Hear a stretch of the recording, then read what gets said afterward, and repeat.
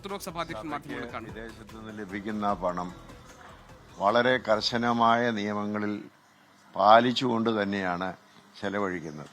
വിദ്യാഭ്യാസം, ആതുര സേവന രംഗങ്ങൾ, അതുപോലെ സാമൂഹ്യ സേവനത്തിന് മന്ദബുദ്ധികളും വികലാംഗരുമായിരിക്കുന്നവർക്കുള്ള സഹായങ്ങൾ ചെയ്യുന്നതിന്, അങ്ങനെയാണ് എൻ്റെ ചുമതലയിൽ ഞാനിതിനെ എടുത്തിട്ട് കഴിഞ്ഞ 35 വർഷക്കാലത്തോളമായി ചെയ്തുകൊണ്ടിരിക്കുന്നു.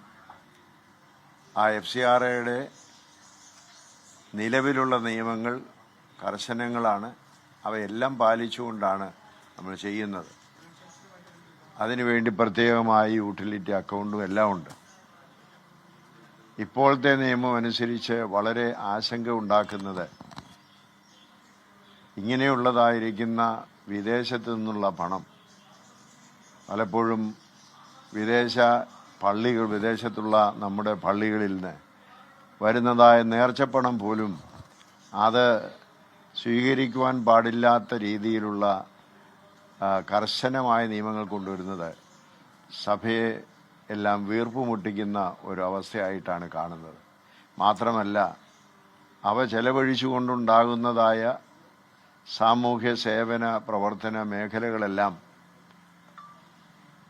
ഏതെങ്കിലും കാരണം പറഞ്ഞിട്ട് അതെല്ലാം ബ്ലോക്ക് ചെയ്തതിന് ശേഷം അതെല്ലാം ഏറ്റെടുക്കാനുള്ളതായിരിക്കുന്ന നിയമമുണ്ടാകുന്നു എന്ന് പറയുന്നത് സഭകൾ ഇതുവരെ ചെയ്തുകൊണ്ടിരിക്കുന്നതും മുന്നോട്ട് ചെയ്തുകൊണ്ടിരിക്കുന്നതുമായ എല്ലാ പ്രവർത്തനങ്ങളെയും സാമൂഹ്യ സേവനങ്ങളെയും വളരെ ആശങ്കയിലാർത്തുന്നു.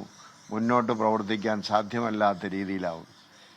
ഉദാഹരണമായിട്ട് മലങ്കര സഭയിലെ 2-3 FCRA ബ്ലോക്ക് ചെയ്തിരിക്കുക.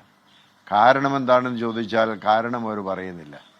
എന്നാൽ അത് റിലീസ് ചെയ്യാൻ അപേക്ഷകൾ പല പ്രാവശ്യം കൊടുത്തു. റിന്യൂ ചെയ്യാൻ അതെല്ലാം നിഷേധിക്കപ്പെടുകയാണ്.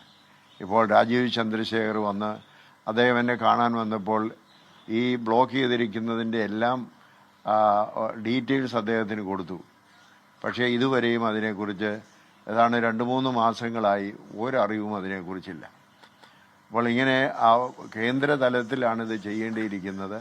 അതവർ ചെയ്യാതെ ഇത്രമാത്രം കർശനമായിട്ട് നിൽക്കുന്നത് സഭയെ സംബന്ധിച്ചിടത്തോളം അതിൻ്റെ ശുശ്രൂഷകൾക്ക് എല്ലാ സഭകളെയും ബാധിക്കുന്ന ഒരു പ്രയാസമാണ്. അതുകൊണ്ട് ഈ പുതുതായി ഉണ്ടാക്കിയിരുന്ന ഭേദഗതി ബിൽ, FCRAയുടെ ഭേദഗതിയിൽ പുനഃപരിശോധിക്കണമെന്നുള്ളതും സഭകൾക്ക് പ്രയാസമുണ്ടാക്കാത്ത രീതിയിൽ അതിനെ പുനഃപരിശോധിച്ച് വേണ്ട മാറ്റങ്ങൾ വരുത്തണമെന്നുള്ളതാണ് സഭയ്ക്ക് പ്രത്യേകമായി ആവശ്യപ്പെടാനുള്ളത്.